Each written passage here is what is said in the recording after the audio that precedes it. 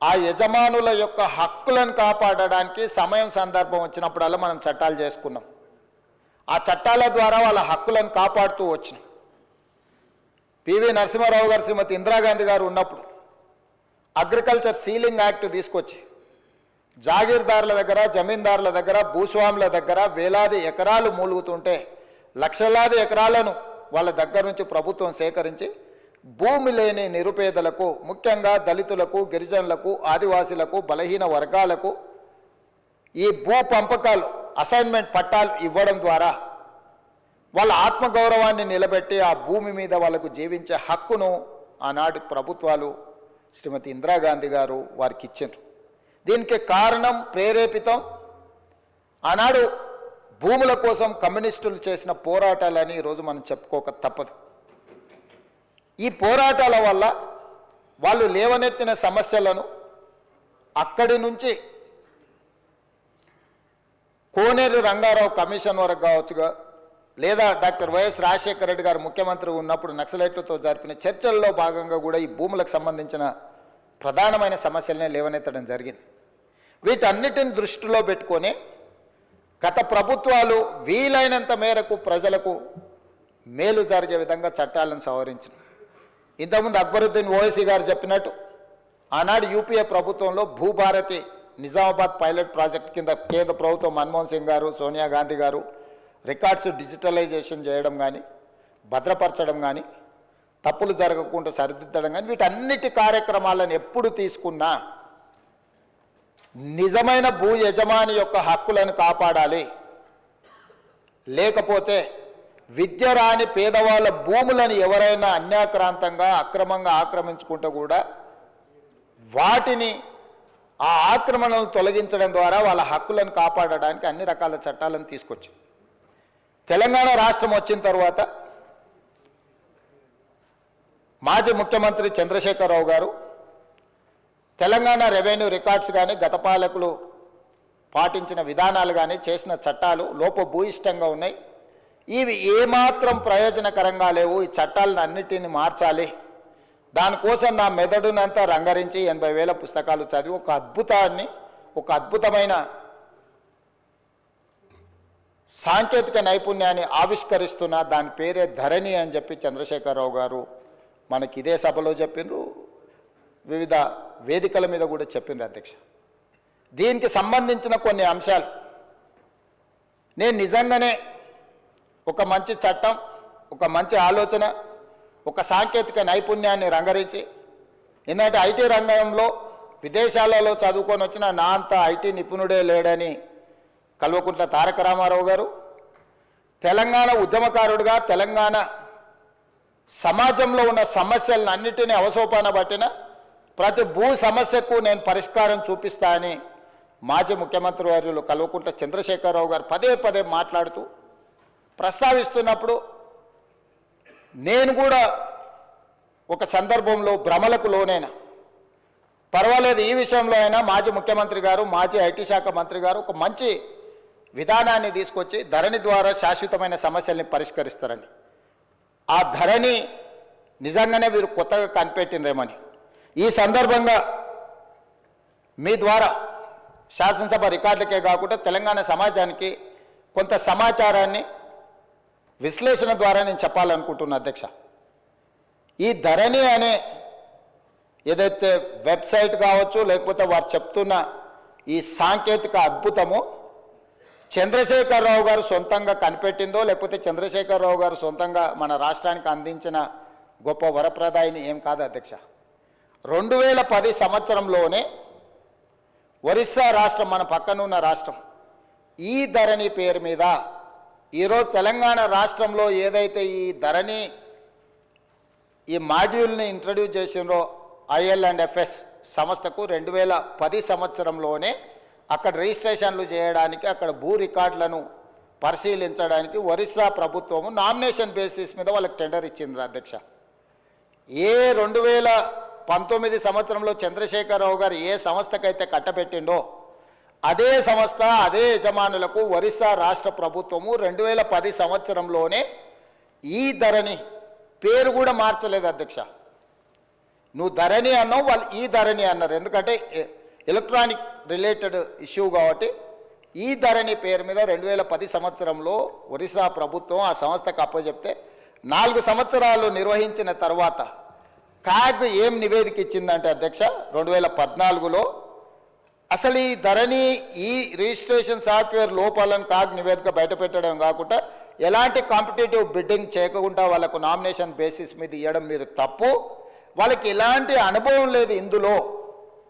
వాళ్ళకి ఏదైతే ఒరిస్సా ప్రభుత్వం అప్పచెప్పిన బాధ్యత, రిజిస్ట్రేషన్లు, రెవెన్యూ రికార్డ్స్కు సంబంధించిన బాధ్యత అప్పచెప్పినరో వాళ్ళకి ఎలాంటి నైపుణ్యం లేదు. ఇలాంటి నైపుణ్యం లేని సంస్థకు, లోపభూయిష్టంగా నిర్వహిస్తున్న సంస్థకు మీరు ఇవ్వడం 100% అని తప్పుపట్టడమే కాకుండా ఎన్ఐసి, కేంద్ర ప్రభుత్వ రంగ సంస్థ అయిన ఎన్ఐసికి ఇలాంటి సంస్థల్ని మీరు అసలు పక్కన పెట్టి వాళ్ళకి ఇవ్వకుండా వీళ్ళకి ఇవ్వడం తప్పు అని చెప్పి కాగ్ నివేదిక ఇచ్చింది అధ్యక్ష 2014లో. ఇక్కడ తమరి ద్వారా నేను తెలంగాణ ప్రజలకు నేనేం చెప్పదలుచుకున్నా అంటే, చంద్రశేఖరరావు గారు 2018, 2019 ఆ తర్వాత వివిధ సందర్భాలలో మాట్లాడిన మాటలు వారి మెదడునంత రంగరించి ఒక అద్భుతాన్ని, ఒక అమృతాన్ని తీసి అమృతంలో నుంచి సృష్టించిన ధరణి వారి యొక్క ఆలోచన అనేది అయితే చెప్పిండో అది శుద్ధ తప్పు. 2010 సంవత్సరంలోనే IL&FS కంపెనీ ఈ విధానాన్ని ఒరిస్సా ప్రభుత్వానికి చేరవేస్తే, ఒరిస్సా ప్రభుత్వం వాళ్ళ కాంట్రాక్ట్ ఇస్తే 4 సంవత్సరాలు నిర్వహించిన తర్వాత కాగ్ నివేదిక 100% తప్పు పట్టింది. ఈ లోపభూయిష్టమైన ఏమాత్రం ప్రజలకు ఉపయోగపడని ఈ సాంకేతిక నైపుణ్యాన్ని ఎందుకు తెలంగాణ రాష్ట్ర ప్రజల నెత్తి మీద చంద్రశేఖరరావు గారు రుద్దినరో ఇప్పుడు మనం ఆలోచన చేయాలి. అంటే ఒక రాష్ట్రము 4 సంవత్సరాలు ఈ ప్రయోగం చేసి ప్రయోగం ద్వారా సత్ఫలిత సాధించకపోను, దీనివల్ల ప్రయోజనం లేదని కేంద్ర ప్రభుత్వ రంగ సంస్థ అయిన కాగ్, కాంప్ట్రోలర్ ఆడిటర్ జనరల్ తప్పు పట్టిన తర్వాత కూడా చంద్రశేఖరరావు గారు దీన్ని ఎందుకు తెలంగాణ ప్రజల నెత్తి మీద రుద్దిండో తెలంగాణ ప్రజలకు చెప్పవలసిన బాధ్యత ఈ రాష్ట్ర ముఖ్యమంత్రిగా నా మీద ఉన్నది అధ్యక్ష. ఈ IL&FS కంపెనీ గురించి కొంచెం చర్చించుకోవాలంటే కొంచెం వెనక్కి వెళ్ళాలి అధ్యక్ష. 2011కి వెళ్ళాలి మనం. 2011లో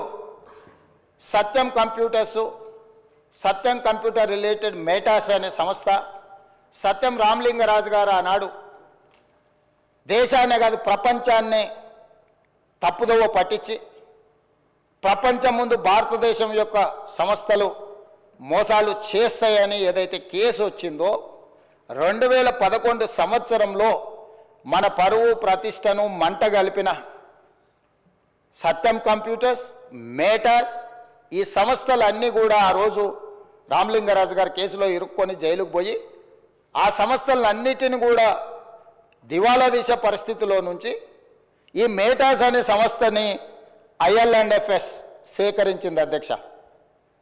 సత్యం రామలింగరాజుకు సంబంధించిన సంస్థల్ని IL&FS అనే సంస్థ 2011 సంవత్సరంలో క్రిమినల్ కేసెస్లో ఇరుక్కొని అందులో ఉన్న సంస్థల్ని IL&FS సంస్థ సేకరించింది.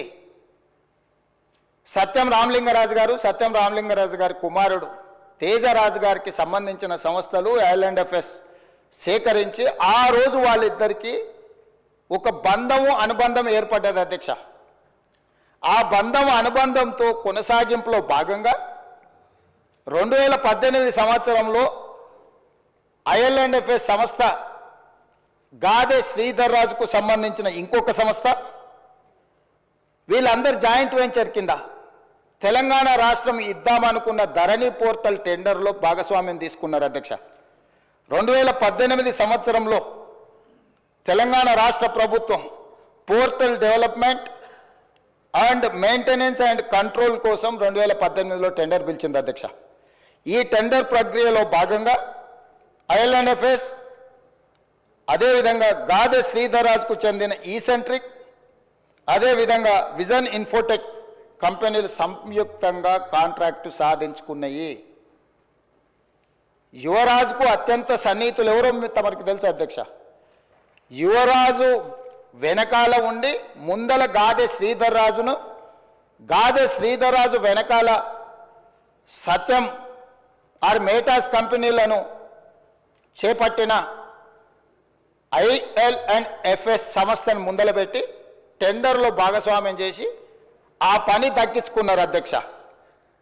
ఈ 2017 సంవత్సరంలోనే ఈ IL&FS సంస్థ దివాలా తీయడమే కాకుండా క్రిమినల్ కేసులలో వీళ్ళు కూడా ఇరుక్కున్నారు అధ్యక్ష. 2011లో సత్యం కంప్యూటర్స్ కానీ మేటా సంస్థలు కానీ క్రిమినల్ కేసులలో ఇరుక్కొని జైలుకు పోయిన తర్వాత ఆ సంస్థల్ని సేకరించిన IL&FS కూడా 2017లో ఇదే రకమైన కుంభకోణాలలో ఇరుక్కొని ఆ కంపెనీకి సంబంధించిన MD రమేష్ బావా ఆయన జైలుకు పోయిండు, హరిశంకరన్ వైస్ చైర్మన్ ఈయన జైలుకు పోయిండు, రవి పార్థసారథి మాజీ చైర్మన్ ఆయన జైలుకు పోయిండు, రామ్చంద్ కరుణాకర్ అనే డైరెక్టర్, వీళ్ళందరూ కూడా వేలాది కోట్ల రూపాయల కుంభకోణాలకు పాల్పడి ఆ కుంభకోణాలు అన్నీ కూడా దొరికిపోయి వీళ్ళందరూ జైలుకు పోయినారు అధ్యక్ష. ఇది ఎప్పుడు 2017 సంవత్సరానికే జరిగిపోయింది అధ్యక్ష. ఎప్పుడు కూడా రాష్ట్ర ప్రభుత్వాలు కేంద్ర ప్రభుత్వాలు ఏదైనా ఒక సంస్థ క్రిమినల్ నేరాలలో పాల్గొని ఆర్థిక నేరాలలో పాల్గొని జైలు శిక్షలో లేకపోతే ఆ సంస్థల మీద ఆరోపణలు ఉన్నప్పుడు ఆ సంస్థలను టెండర్లలో పాల్గొనకుండా నిషేధించే విధానం మన రాష్ట్రంలో మన దేశంలో కొనసాగుతుంది. అయినా తెలంగాణ రాష్ట్ర ప్రభుత్వం చంద్రశేఖరరావు గారి ప్రభుత్వము ఈ IL&FSను లేకపోతే సెంట్రిక్ లేదా విజన్ ఇన్ఫోటెక్ ఏదైతే జాయింట్ వెంచర్తో టెండర్ వేసిందో వీళ్ళని నిషేధించలేదు అధ్యక్ష. వీళ్ళకి టెండర్ కట్టబెట్టి ఈరోజు తెలంగాణ రాష్ట్రంలో ఉండే 1,52,00,000 ఎకరాలకు సంబంధించిన లక్షలాది మంది రైతుల యొక్క భూముల వివరాలను రిజిస్ట్రేషన్లు చేయడము, డాక్యుమెంట్లు చేయడము, రికార్డులు మెయింటైన్ చేయడము, అన్ని రకాల బాధ్యతలను కంప్లీట్గా ఈ సంస్థకు అప్పచెప్పారు అధ్యక్ష. ఇక్కడ నుంచో ఇక స్టోరీ మొదలైంది అధ్యక్ష. అసలైన స్టోరీ ఇక్కడ ఉన్నది. టెండర్ దక్కించుకున్న IL&FS సంస్థ పేరు మార్చింది అధ్యక్ష. టెండర్ అగ్రిమెంట్ అయిన తర్వాత టెరాసిస్ టెక్నాలజీస్ లిమిటెడ్ అని సబ్సిడరీ యూనిట్ కిందకి అగ్రిమెంట్ తీసుకొచ్చారు అధ్యక్ష. టెండర్ పాల్గొన్నప్పుడు ఒక పేరు మీద ఉండి టెండర్లో వాళ్ళ కాంట్రాక్ట్ వచ్చిన తర్వాత దాని పేరు మార్చింది అధ్యక్ష. ఒకవేళ పేరు మార్చిన మనుషులకు కూడా చట్టంలో ప్రొవిజన్ ఉంది అధ్యక్ష పేర్లు మార్చుకోవడానికి. ఒకవేళ మన పేరు నచ్చకపోతే కూడా ఒక గెజెట్ నోటిఫికేషన్ నుంచి ఒక విధానంలో ఉంది. కంపెనీస్ యాక్ట్లో కూడా ఒకవేళ సేమ్ కంపెనీ ఒకవేళ పేరు మార్చుకున్నా తప్పలేదు అధ్యక్ష, పేరు మార్చుకోవచ్చు. ఇక్కడ పేరు మార్చుకున్నది అధ్యక్ష. పేరు మార్చుకున్నాకనే తతంగం మొదలైంది అధ్యక్ష. ఈ టెరాసిస్ టెక్నాలజీస్ లిమిటెడ్ అనే IL&FS సబ్సిడరీ యూనిట్ పేరు మారిన తర్వాత ఇందులోకి ఫాల్కన్ SG అనే ఒక ఫిలిపిన్ కంపెనీ దీంట్లో 52% ఒకసారి 28/10/2021 99% ఇందులో షేర్స్ మొత్తం ఈ కంపెనీ కొనేసింది అధ్యక్ష. ఫాల్కన్ SG అనే ఫిలిపిన్ కంపెనీ. ఈ కంపెనీ కొన్న తర్వాత ఇది ఇక్కడ ఆగింది అధ్యక్ష, ఆగలే. ఈ ఫాల్కన్ SG కంపెనీ నుంచి ఫాల్కన్ ఇన్వెస్ట్మెంట్స్ అనే కంపెనీ సింగపూర్ కంపెనీ ఇందులోకి వచ్చింది అధ్యక్ష. ఈ కంపెనీ అంటే ఏదైతే ఫాల్కన్ SG పేరు మీద 99% ఉందో ఆ 99% షేర్ని ఫాల్కన్ ఇన్వెస్ట్మెంట్ అనే సింగపూర్ కంపెనీ దీంట్లోకి వచ్చింది అధ్యక్ష. 1% మిగిలిపోయింది కదా అధ్యక్ష. ఆ 1% గాదే శ్రీధర్ రాజు ఎవరైతే ఉన్నారో ఆ 1% అతను కొన్నాడు అధ్యక్ష. 1% ఈ కంపెనీలో షేర్ కొన్న గాదే శ్రీధర్ రాజు ఈ కంపెనీకి CEOగా మారిండు అధ్యక్ష. అంటే యువరాజు గారి మిత్రులు ఏ రకంగా ఇందులోకి తెర వెనుక నుంచి లోపలికొచ్చి దీన్ని మొత్తం తమ చేతిలోకి ఏ రకంగా తీసుకున్నారో గాదే శ్రీధర్ రాజు గారిని ఈ ఫాల్కన్ ఇన్వెస్ట్మెంట్ ఈ కంపెనీకి ఓనర్ను అంటే CEO చేసేసి వ్యవహారం మొత్తం గాదే శ్రీధర్ రాజు చేతికి అప్పచెప్పారు అధ్యక్ష. ఇది ఇక్కడ కూడా ఆగిందా అంటే లేదు అధ్యక్ష. ఫాల్కన్ ఇన్వెస్ట్మెంట్స్ మళ్ళీ వాళ్ళ దగ్గర ఉన్న 99% షేర్లని 100% కింద మొత్తం అంటే మొత్తం వాళ్ళకు ఉన్న మొత్తాన్ని మళ్ళీ అమ్మినారు అధ్యక్ష. దాంట్లోకి ఎవరు వచ్చారు అధ్యక్ష? Sparrow investments, GW sky private limited, hillbrook investments వీళ్ళు ఒకవైపు వచ్చిండ్రు అధ్యక్ష. అది వీ యజమానులు ఎవరయ్యా అంటే రాహుల్ గోస్వామి, ఆనంద్ కుమార్ వీళ్ళందరు ఓనర్లు అధ్యక్ష. ఈ 3 కంపెనీల నుంచి మళ్ళీ హిల్బ్రూక్ ఇన్వెస్ట్మెంట్స్ నుంచి కొనుక్కున్న company gateway fund two LP అనే ఇంకొక సంస్థ వచ్చింది అధ్యక్ష. దాంట్లో నుంచి మళ్ళీ స్పారో ఇన్వెస్ట్మెంట్స్ నుంచి కొనుక్కున్న దాంట్లో గేట్వే ఫండ్ టు ఎల్ఎల్పి ఇందులోకి వచ్చారు అధ్యక్ష. అంటే అల్లిబిల్లి కంపెనీలు అన్నిటిని పెట్టుకుంటూ ఈ కంపెనీలన్నిటి ద్వారా చివరికి వాళ్ళు ఎక్కడికి చేరింది అధ్యక్ష? ఈ గేట్వే ఫండ్ టు ఎల్ఎల్పి కానీ ఎల్పి కానీ గేట్వే ఈ లొకేషన్స్ ఇవన్నీ ఒక కంపెనీ రాహుల్ గోస్వామి అండ్ ఆనంద్ కుమార్ అనే కంపెనీ కేమెన్ ఐలాండ్స్ అధ్యక్ష. రెండో company gateway fund to location British virgin islands అధ్యక్ష. ఈ కంపెనీల గురించి మీకు చెప్పాలంటే అధ్యక్ష, ఏదైనా ఈ ప్రపంచంలో ఆర్థిక నేరాలు చేయడానికి ట్యాక్స్ హెవెన్ కంట్రీస్ అంటారు అధ్యక్ష. ప్రపంచంలో ఏ దేశంలో అయినా ఏ ప్రాంతంలో అయినా ఆర్థిక నేరాలకు పాల్పడే కంపెనీలు ఆ దేశానికి ఎట్లా ఫుల్ ప్రూఫ్ ఉంటుంది అధ్యక్ష? ఆ దేశంలోకి పోయి నువ్వు ఏ దేశంలో ఏ నేరం చేసినా ఆ దేశంతో ఎలాంటి ఒప్పందాలు ఉండవు అధ్యక్ష. అతన్ని పట్టించరు, ఆ కంపెనీ వివరాలు చెప్పరు, దానికి ఏం సంబంధించింది ఏం చెప్పరు అధ్యక్ష. అదేవిధంగా ఇందులోకి గాదే శ్రీధర్ రాజు గారు రిలేటెడ్ కంపెనీలు పారాడిమ్ ఇన్నోవేషన్స్ ఎల్ఎల్సి, అదేవిధంగా క్వాంటెల్లా ఐఎన్సి, ఈ 2 అమెరికా కంపెనీలు వచ్చినాయి అధ్యక్ష.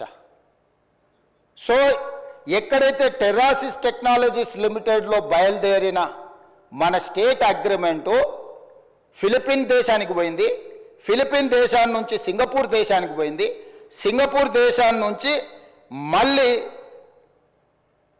కేమెన్ ఐలాండ్స్కి పోయింది, తర్వాత వర్జిన్ ఐలాండ్స్కి పోయింది, తర్వాత అమెరికా దేశంలో ఉండే 2 కంపెనీలు.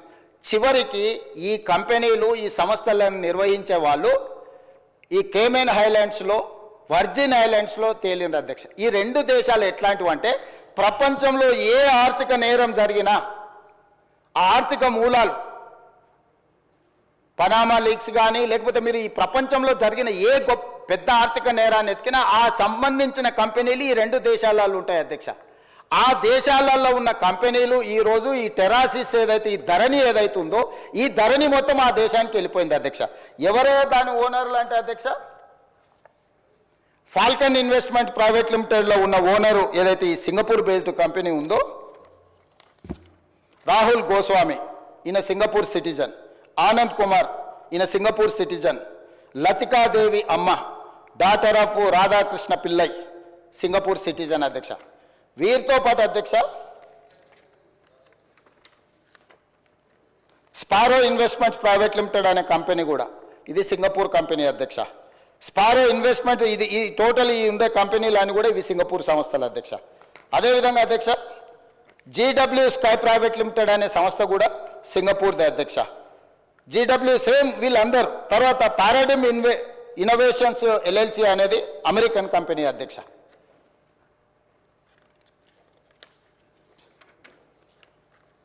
అదేవిధంగా హిల్బ్రూక్ ఇన్వెస్ట్మెంట్స్ అనే లిమిటెడ్ అనే కంపెనీ పేరు చెప్పిన కదా అధ్యక్ష, వర్జిన్ ఐలాండ్స్ బ్రిటిష్ అధ్యక్ష.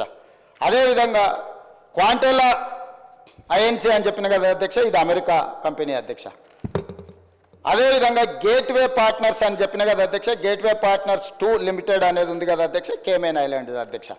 అంటే ఈ మొత్తం కంపెనీలు ఈరోజు నిర్వహిస్తున్న గాదె శ్రీధర్ రాజుతో సహా వీళ్ళెవ్వరూ ఈ దేశ పౌరులు కాదు అధ్యక్ష. ఈ రాష్ట్ర పౌరులే కాదు, ఈ దేశంలో పక్క రాష్ట్ర పౌరులైనా పర్వాలేదు అధ్యక్ష. ఎవ్వరు కూడా ఈరోజు ఈ ధరణి పోర్టల్ నిర్వహిస్తున్న టెరాసిస్ కంపెనీ పేరు మీద మొదలయ్యి మారుకుంటూ పేర్లు మారుకుంటూ సంస్థలు మారుకుంటూ దేశాలు మారుకుంటూ ఈరోజు కేమెన్ ఐలాండ్స్కు బ్రిటిష్ వర్జిన్ ఐలాండ్స్కి ఎక్కడికైతే చేరిందో అవి ప్రపంచంలో ఆర్థిక నేరాలకు సంబంధించిన ట్యాక్స్ హెవెన్ కంట్రీస్ అధ్యక్ష. ఆ దేశంలో నేరం చేసిన ఎవడు పట్టుకోలేడు, ఆ దేశం ఎవరికి వివరాలు ఇవ్వదు. ఈరోజు మన ధరణి పోర్టల్ అనేది ఆ దేశానికి ఆర్థిక నేరాలకు పాల్పడే దేశంలో ఉన్న సంస్థ చేతిలోకి మన తెలంగాణ రాష్ట్ర రైతాంగం యొక్క సంపూర్ణమైన వివరాలు ఈరోజు అక్కడికి వెళ్ళిపోయినాయి అధ్యక్ష. ఇది ఘనత వహించిన 80,000 పుస్తకాలు చదివిన తన మెదడంతా రంగరించి తయారు చేసిన అమెరికాకి వెళ్ళి ఐటీలో లక్షల కోట్ల రూపాయలు సంపాదించే ఉద్యోగాన్ని వదులుకొని తెలంగాణను ఉద్ధరిద్దామని వచ్చేసిన the great IT and industries minister mister Kalvakuntla Taraka Rama Rao గారి నేతృత్వంలో పిలిచిన ఈ టెండర్ ఏ సంస్థ పిలిచింది అధ్యక్ష? TSTS, Telangana state technology centre ఆ సర్వీసెస్. అది ఎవరి ఆధ్వర్యంలో? ఐటీ మినిస్టర్ ఆధ్వర్యంలో ఉంటుంది అధ్యక్ష.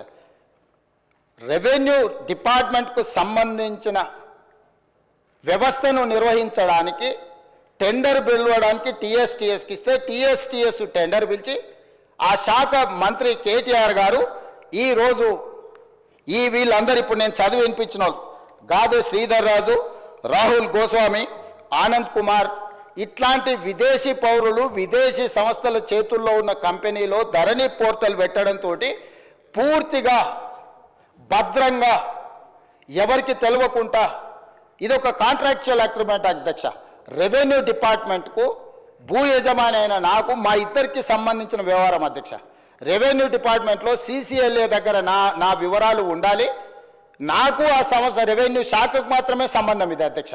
నాకు ఇచ్చే పాస్బుక్ అయినా నాకు ఇచ్చే ఏ కాగితమైనా పహానీ అయినా ఏదైనా రెవెన్యూ శాఖలో నిర్వహించి రెవెన్యూ శాఖకు సంబంధించిన ప్రభుత్వ అధికారులకు నాకు మధ్యలో ఉన్న ఒప్పందాన్ని ఈరోజు ఒక డిజిటల్ వెబ్సైట్ను నిర్వహించే నెపం మీద ఈ రాష్ట్రంలో ఉన్న అందరి సమాచారాన్ని తీసుకెళ్ళి 2020 అక్టోబర్ వీరు మొదలుపెట్టింది నా నియోజకవర్గంలో అధ్యక్ష.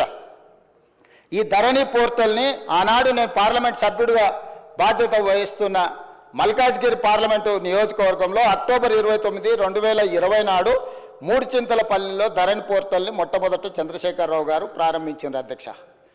ఆ రెవెన్యూ శాఖకు నాకు సంబంధించిన సమాచారం మా ఇద్దరి మధ్యలోనే ఉండాల్సిన సమాచారము ఈ సమాచారం అంతా తీసుకెళ్లి ఇతర దేశాలలో ఆర్థిక నేరాలలో ఇరుక్కపోయిన కంపెనీలు IL&FS కానీ లేకపోతే సత్యంతో ఉన్న రిలేషన్ కానీ ఆ కంపెనీలో ఉన్న MDలు వైస్ చైర్మన్లు లేకపోతే డైరెక్టర్లు అందరూ 2017లో ఒక సీక్రెట్ కోడ్లో ఉండాలి. ఒకవేళ ఆ వెబ్సైట్ నిర్వహించే వాళ్ళు చూడాలనుకున్నా కూడా కనిపించకూడదు అధ్యక్ష.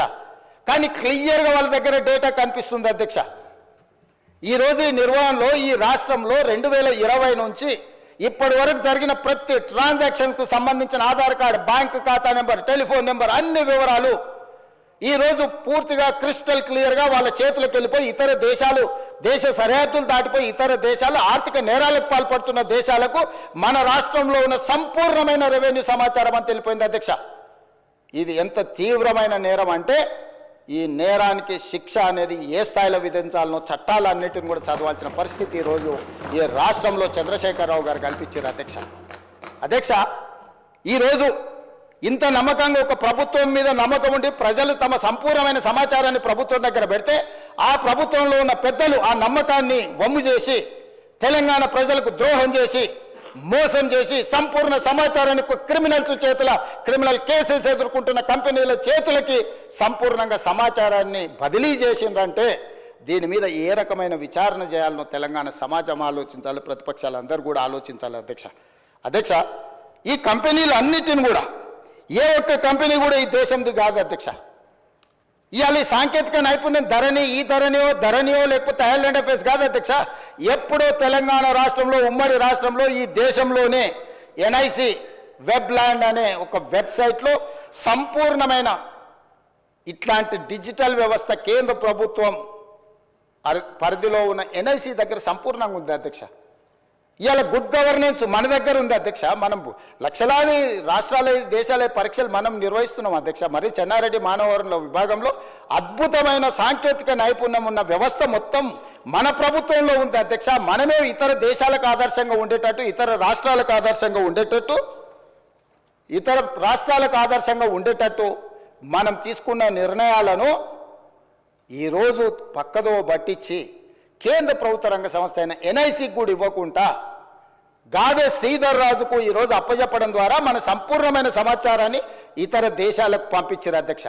అందుకే నేను అడుగుతున్నా అధ్యక్ష, టెరాసిస్తో మొదలైన ఈ లావాదేవీ టెండర్లో సక్సెస్ అయిన IL&FS సంస్థ నుంచి ఫాల్కన్ ఎడ్జీ సింగపూర్ కంపెనీకి ఎట్లా పోయింది, ఫిలిపిన్ కంపెనీకి ఎట్లా పోయింది, అక్కడ నుంచి ఫాల్కన్ ఇన్వెస్ట్మెంట్స్కి ఎట్లా పోయింది, అక్కడ నుంచి స్పారో ఇన్వెస్ట్మెంట్స్కి ఎట్లా పోయింది, అక్కడ నుంచి JW స్కై ప్రైవేట్ లిమిటెడ్కి ఎట్లా పోయింది, అక్కడ నుంచి గేట్వే ఫండ్ 2LPకి ఎట్లా పోయింది, అదేవిధంగా హిల్బ్రూక్ ఇన్వెస్ట్మెంట్ సంస్థకి ఎట్లా పోయింది, అదేవిధంగా పారాడిమ్ ఇన్నోవేషన్స్ LLCకి ఎట్లా పోయింది, అదేవిధంగా క్వాంటెల్ INCకి ఎట్లా పోయింది, ఇవన్నీ సంస్థలు టాక్స్ 7 కంట్రీస్